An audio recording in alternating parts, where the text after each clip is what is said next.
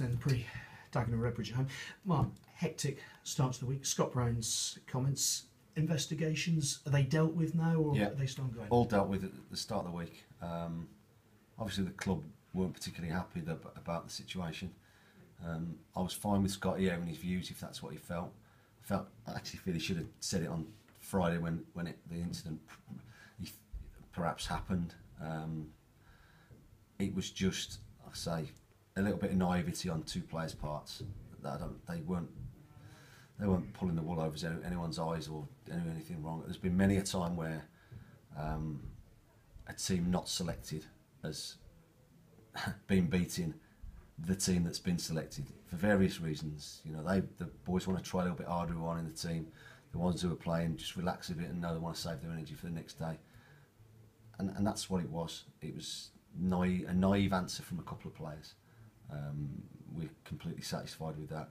And that's not us sweeping it under the carpet, far from it. But the matter's been dealt with earlier in the week, and I say we've had a good week on the training ground since. I'm sure you want to turn it into a positive. Has it had a positive impact? Yeah, well, yeah, hopefully. You know, I think it's just made them make sure they're trained a bit sharper, and you know, they're going to be the two players involved. That's not what they're about. Full stop. So, you know, hopefully they don't get any reprisals tomorrow.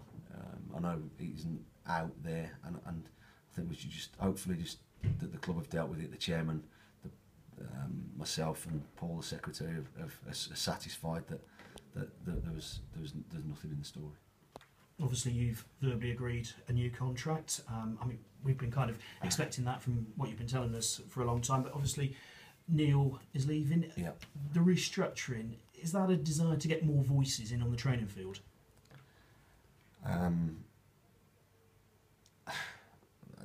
Possibly, but it depends what you know about the restructuring, because you know we're not completely sorted with where we're going with that yet. You know, I've been working with Neil for 8.5 years, and he's been brilliant for me. He's been brilliant for this football club while he's been here, and I'd like to go on record and thanking him for that. Was I happy about the decision? Far from it.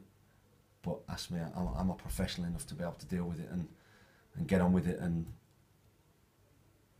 build again, without a shadow of a doubt. I am, and that's probably all I want to say. No matter, Neil will, no doubt, you know, make some comment soon, you know, in public, and that's what I'd rather wait for. Neil's been, like I say, he's been a rock for me. He's been brilliant.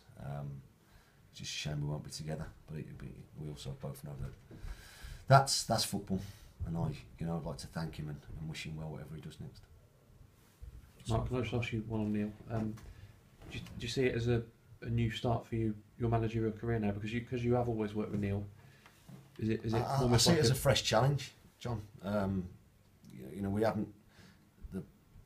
The chairman and Colin have spoken to me briefly about what they would like to see happen, but it's only been briefly mentioned. I think we need to put more meat on the bones to it. And I'll rise to that challenge. I accept it. And yeah, I'm going to give it everything to make sure that, you know, whatever happens works.